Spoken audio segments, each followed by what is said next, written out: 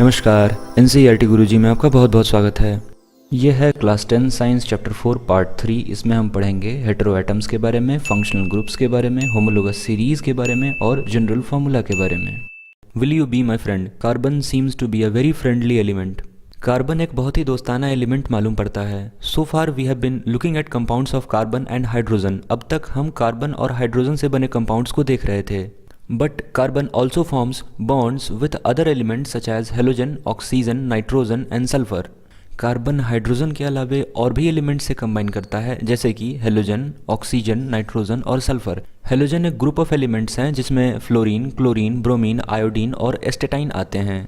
इन अ hydrocarbon chain one और more hydrogen can be replaced by these elements. किसी भी hydrocarbon chain में ये एलिमेंट्स हाइड्रोजन के जगह पे आती हैं, such that the valency of carbon remains satisfied. और ये एलिमेंट्स कार्बन के साथ कुछ इस तरह कंबाइन करती हैं कि कार्बन की वैलेंसी सेटिस्फाइड रहे। In such compound the element replacing hydrogen is referred to as hetero atom. और ऐसे कंपाउंड जिनमें कार्बन और हाइड्रोजन को छोड़ के कोई दूसरा एलिमेंट अटैच्ड हो, तो उस कंपाउंड में हम उस दूसरे एटम को हेटेरो एटम कहते हैं, जो कि कार्बन और हाइड्रोजन से डिफरेंट होता है। These heteroatoms confer specific properties to the compound regardless of length and nature of the carbon chain and hence called functional groups.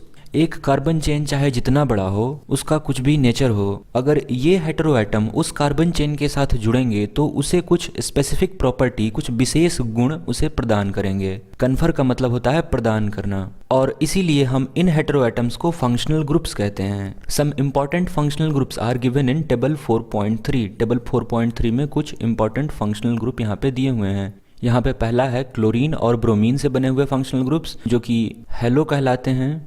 Hello इनका कॉमन नेम है। अगर क्लोरीन जुड़ता है किसी कार्बन चेन के साथ तो वो क्लोरो कंपाउंड होता है, और अगर ब्रोमीन जुड़ता है तो वो ब्रोमो कंपाउंड होगा। ये हेटेरो एटम अपने वैलेंसी के बराबर number of hydrogen atom replace करती हैं किसी भी कार्बन चेन से।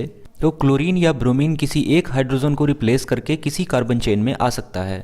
आगे है ऑक्सीजन। ऑक्सीजन से बने कुछ फंक्शनल ग्रुप्स हैं अल्कोहल, एल्डिहाइड, कीटोन और कार्बोक्सिलिक एसिड। अल्कोहल के लिए हम OH सिंबल का प्रयोग करते हैं, एल्डिहाइड के लिए CHO, इस तरह C डबल बॉन्ड O एक सिंगल बॉन्ड H। कीटोन के लिए हम इस तरह C डबल बॉन्ड O का प्रयोग करते हैं, और कार्बोक्सिलिक एसिड के लिए हम C double bond O OH का प्रयोग करते हैं। ये इनके सिंबल्स हैं, आपको इन्हें याद रखना चाहिए। यहाँ एक गौर करने वाली बात यह है कि कीटोन को छोड़कर ये सारे फंक्शनल ग्रुप्स किसी कार्बन चेन में कहीं भी अटैच हो सकते हैं, लेकिन कीटोन कार्बन चेन के अंत में अटैच नहीं हो सकता। आप देख सकते हैं इसकी दो वैलेंसी फ्री है, एक यहाँ और एक यहाँ। अगर आप इस फंक्शनल ग्रुप को किसी कार्बन चेन के अंत में अटैच करते हैं और उसके बाद कोई कार्बन नहीं है, इसका मतलब आप इस वैलेंसी को हाइड्रोजन से सेटिस्फाई कराएंगे, और हाइड्रोजन से सेटिस्फाई कराने के बाद ये कीटोन नहीं रह जाएगा, ये अल्डिहाइड बन जाएगा इस तरह का। सो अगर हमें कीटोन फंक्शनल ग्रुप को लगाना है तो हम उसे कार्बन चेन के बीच में ही लगाते हैं। इसके बारे में हम आगे देखेंगे। The functional group is attached to the carbon chain through this valency by replacing one hydrogen atom or atoms. ये फंक्शनल ग्रुप्स किसी भी कार्बन चेन में अपने वैलेंसी के बराबर number of hydrogen atom replace करके उस कार्बन चेन से जुड़ सकते हैं। 4.2.4 homologous series. You have seen that carbon atom can be linked together to form chains of varying length. अब तक हमने देखा है कि कार्बन एटम एक दूसरे से जुड़कर काफी लंबे या छोटे चेन्स बनाते हैं। In addition, hydrogen atom or atoms on these carbon chain can be replaced by any of the functional group that we saw above. अब उन लंबे या फिर छोटे कार्बन चेन्स के हाइड्रोजन एटम को रिप्लेस करके ये फंक्शनल ग्रुप्स कार्बन चेन्स के साथ जुड़ सकती हैं। The presence of functional groups such as alcohol dictates the property of carbon compound regardless of the length of the carbon chain. Carbon chain कितना भी बड़ा या छोटा हो, फंक्शनल ग्रुप जैसे कि अल्कोहल अगर किसी कार्बन चेन के साथ जुड़ता है तो वो उसकी प्रॉपर्टी को डिफाइन करता है। For example, the chemical property of CH3OH, C2H5OH, C3H7OH and C4H9OH are very similar. ये एक कार्बन का चेन है, ये दो कार्बन का चेन है, ये तीन कार्बन का और ये चार कार्बन का चेन है, और इनकी प्रॉपर्टी लगभग सेम है, क्योंकि आप देख सकते हैं इसमें भी अल्कोहल जुड़ा है, इसमें भी और इसमें, चारों में अल्कोहल जुड़ा है। Hence, such a series of compound in which the same functional group substitutes for hydrogen in a carbon chain is called homologous series. एक ऐसे कार्बन कंपाउंड का सीरीज जिसमें एक ही फंक्शनल ग्रुप हर कार्बन कंपाउंड के hydrogen को replace करके attached हो उसे हम होमोलोगस सीरीज कहते हैं। होमोलोगस सीरीज में जो कार्बन चेन्स होती हैं उनमें कार्बन का नंबर असेंडिंग ऑर्डर में होता है, बढ़ते क्रम में होता है। फॉर एग्जांपल ये एक होमोलोगस सीरीज है, इसमें CH3OH है, इसमें एक कार्बन है। ये C2H5OH है, इसमें 2 कार्बन है। ये C3H7OH है, इसमें 3 कार्बन है। और ये C4H9OH है, इसमें 4 कार्बन है। इसके बारे में हम नीचे डिटेल में पढ़ेंगे। Let us look at the homologous series that we saw earlier in table 4.2। यह है टेबल 4.2। यहाँ हमने मीथेन, इथेन, प्रोपेन, ब्यूटेन इन सब चीज़ों को देखा था। तो यहाँ कोई फॉरेन एटम, कोई हेटेरो एटम तो अटैच्ड नहीं है, फिर भी ये एक होमोलोगस सीरीज है क्योंकि इसमें जो नंबर ऑफ कार्बन एटम है वो बढ़ते क्रम में है। यहाँ पे 1 carbon, 2 carbon, 3 carbon, 4 carbon, 5 carbon और इनकी वैलेंसी हाइड्रोजन से सेटिस्फाइड है।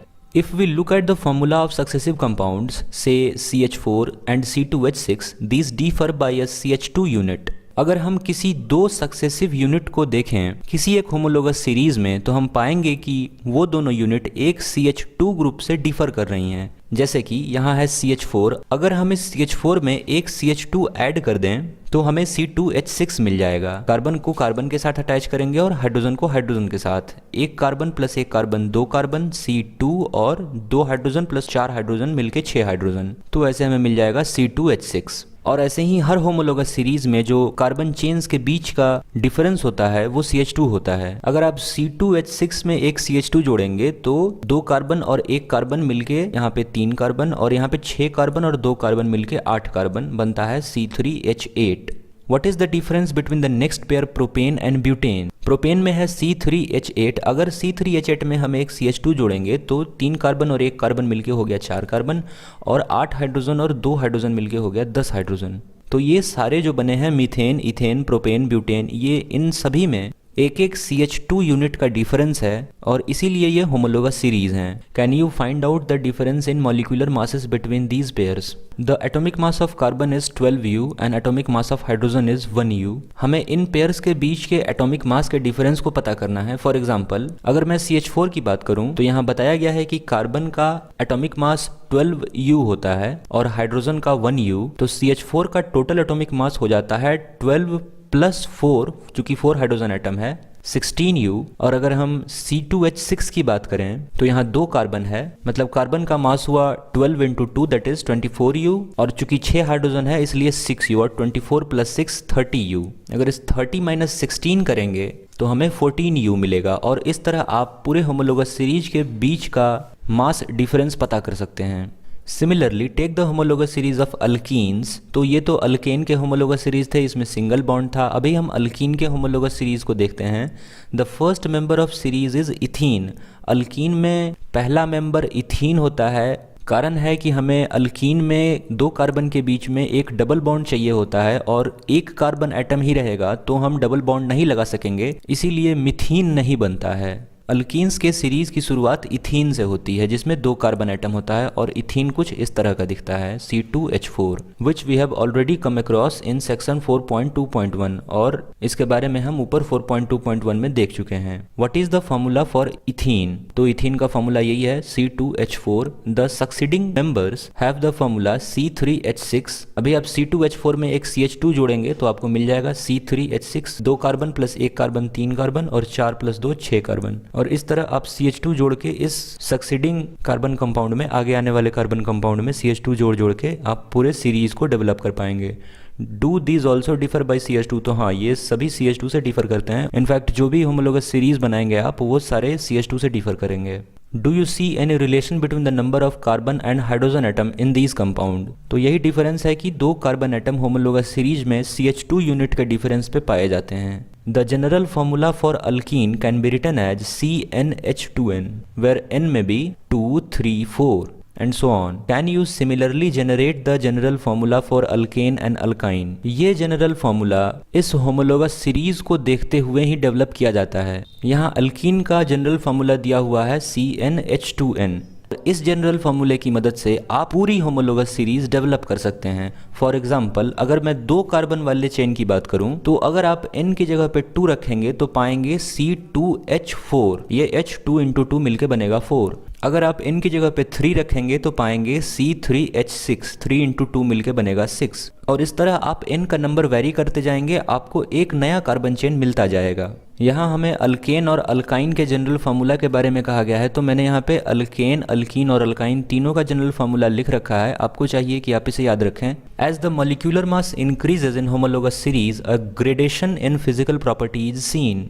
जैसे जैसे होमोलोगस सीरीज में number of carbon atom increase करेंगे वैसे वैसे उनका मॉलिक्यूलर मास बढ़ता जाएगा, और जिस तरह मॉलिक्यूलर मास बढ़ेगा उनकी फिजिकल प्रॉपर्टी में एक वेरिएशन, एक ग्रेडेशन देखा गया है। This is because the melting and boiling point increases with increase in molecular mass. ऐसा इसलिए होता है कि मॉलिक्यूलर मास के बढ़ने से मेल्टिंग और बॉइलिंग पॉइंट बढ़ती हैं। Other physical property such as solubility in a particular solvent also show similar gradation. Molecular mass के बढ़ने से सॉल्युबिलिटी पे भी असर पड़ता है। जैसे जैसे मॉलिक्यूलर मास बढ़ता है सॉल्युबिलिटी घटती जाती है। But the chemical property which are determined solely by the functional group remain similar to the homologous series. लेकिन वैसी प्रॉपर्टी जो कि केवल फंक्शनल ग्रुप के द्वारा डिफाइंड होती हैं, number of carbon in carbon chain के द्वारा डिफाइंड नहीं होती हैं, वो पूरे होमोलोगस सीरीज के लिए सेम होती हैं। जैसे आप अल्कोहल के होमोलोगस सीरीज को देखिए, जो प्रॉपर्टी OH ग्रुप के द्वारा डिफाइंड है वो पूरे अल्कोहल के होमोलोगस सीरीज के लिए सेम रहेगी। Activity 4.2, calculate the difference in the formula and molecular mass for.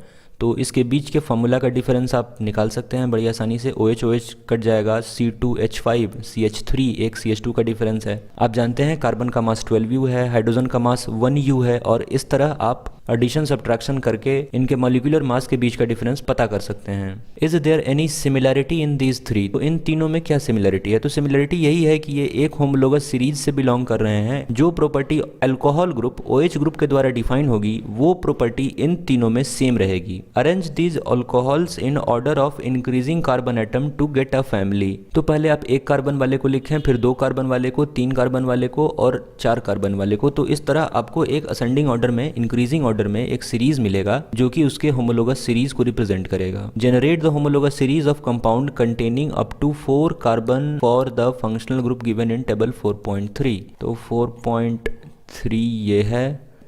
4 carbon atom तक आपको इन फंक्शनल ग्रुप्स को अटैच करना है, तो बेहतर रहेगा आप अल्केन में ही अटैच कीजिए। CH3Cl, CH3Br, C2H6Cl, C2H6Br। जो अल्केन का होमोलोगस सीरीज है ऊपर वाले टेबल में जो हमने देखा था, उसमें एक हाइड्रोजन हटा के आप क्लोरीन या ब्रोमीन किसी को भी अटैच कर सकते हैं 4 कार्बन एटम तक, C4H10 तक।